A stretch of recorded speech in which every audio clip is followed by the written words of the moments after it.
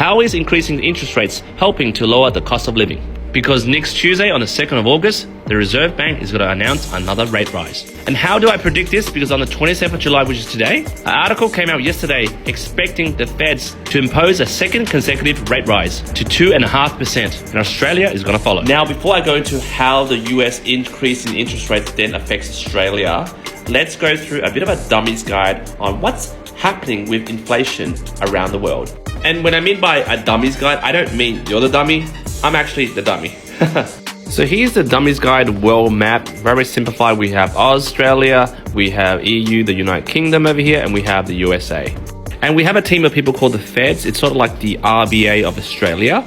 Their current goal right now is to fight inflation. What inflation practically is that, for example, for a loaf of bread, right now, you might say in Coles or Woolies, it costs about $2. And as per today, 27th of July 2022, inflation at the moment is at 6.1%, which means if this figure keeps going up, the cost of bread may possibly become $10 in the future. Now, the theory is if the cost of bread is $10, imagine what fuel will cost, childcare, school fees. And the solution against this apocalyptic inflation effect is to increase interest rates. But then you might ask, how does increasing interest rates lower inflation? As a mortgage broker, I'll give you a mortgage example. Say, for example, in this climate, a family is buying a home.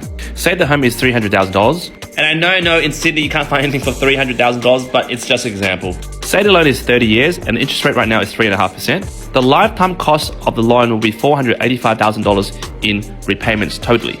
And $185K of that will be paid interest to the bank. In averaging out, that'll be $1,340 per month. And let's say in the same scenario before they went to shop for a home, the Feds or the RBA increased interest rates by 1%. For the same amount at 4.5% over 30 years, the total repayment paid to the bank will be $547,000, and $247,000 is in interest. That works out to be an average of $1,520 per month. And this is how an increase in interest rates will fight inflation.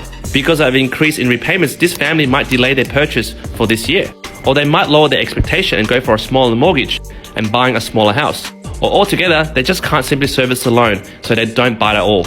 And the final effect is it postpones purchases involving finance. So if property was like the $10 bread that we spoke about before, the aim is to reduce it down to possibly $2. So when people delay their purchase or simply don't buy, the market starts to cool down. The price of property starts to cool down. This also cascades to stocks, bonds, consumer credit like credit cards, personal loans. The demand on that will start going down. This is happening on a global scale. For example, when the Feds in the US meet next week to increase interest rates, Australia and the UK will also increase interest rates. Do you think all this will help us lower the cost of living?